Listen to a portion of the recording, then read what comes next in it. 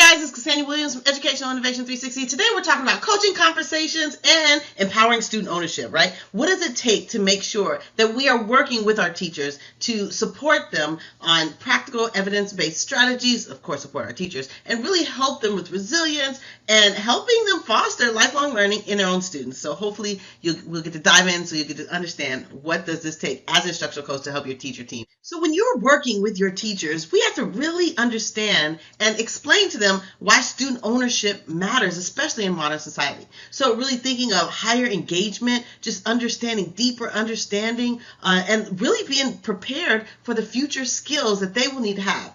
Really, when you're working with your teachers, draw attention to these particular skills and have them understand that it's both for student academic success and a life beyond the classroom. So here's some current trends in thinking about student ownership, right? So we know it's student-centered.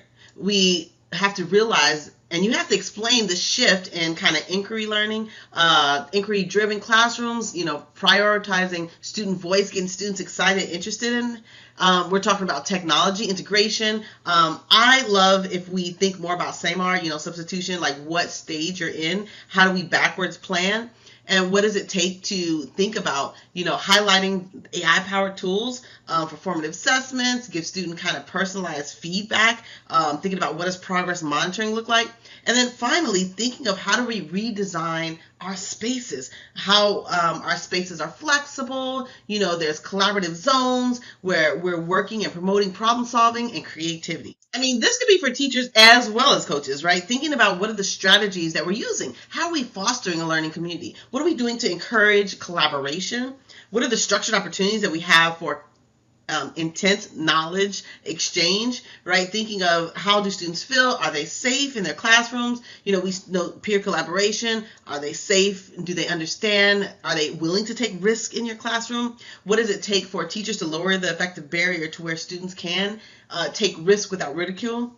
And then thinking about what are you doing to introduce student voice mechanisms, right? So we're talking about things like surveys, check-ins, how are we validating their discussions, how are we validating their perspectives when thinking about their influence in our classroom as well as their practice. So we think about here, we're implementing reflective practices. So what are we doing to promote portfolios, right? Thinking about digital or physical portfolios that will just help students grow over time and they can continue to add to their portfolio. Student-led conferences where students are leading their parents, which are learners, to explain their processes to their parents or guardians. And then thinking about what are our metacognition, thinking about thinking, being able to understand our routines enough to explain, as well as monitor and adjust the strategies if we need to on the fly. We understand that, just that builds student agency and self-awareness. So there's a shift in language and feedback that we're starting to see. So we're looking at the growth yet fixed mindset. So you worked hard and you tried this new strategy versus kind of you are smart. Right? And then, of course, I say this all the time, the power of yet. How do we reframe these challenges our students are having? And then thinking about what is our stress process? How do we as teachers handle stress? How do we role play with our teachers when we're talking out loud to handle stress in front of our students? And understand that stress can allow for feedback in our classroom.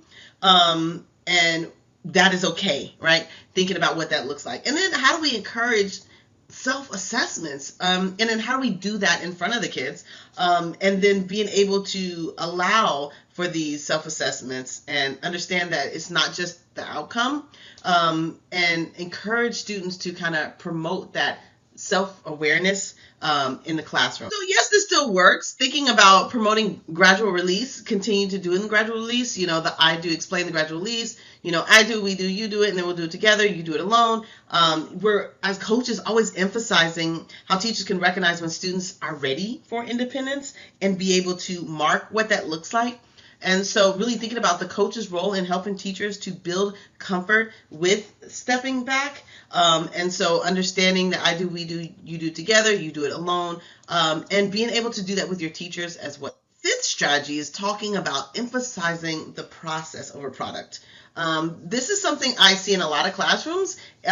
We are working with teachers for the outcome, but really thinking about introducing visual thinking routines, like See, Think, Wonder, and encourage multiple drafts, right? Thinking about journaling and multiple revision as a part of this process, and analyzing tools. Learning journals are always great to kind of normalize mistakes so we can mistake and move on. And then helping our students kind of reinforce the message, right? And this takes practice, this takes ongoing resilience, this takes growth, and understanding that this is a process and we're not looking for perfection at this time. So this is really important. The practical classrooms examples are kind of key. We're thinking about problem-based learning. So this is where you are connecting kind of the curriculum to the real world issues, kind of like food insecurities, like conservation, global warming, right? Thinking of how do we incorporate some of those current issues that are happening in our community or happening in the world right now to the curriculum.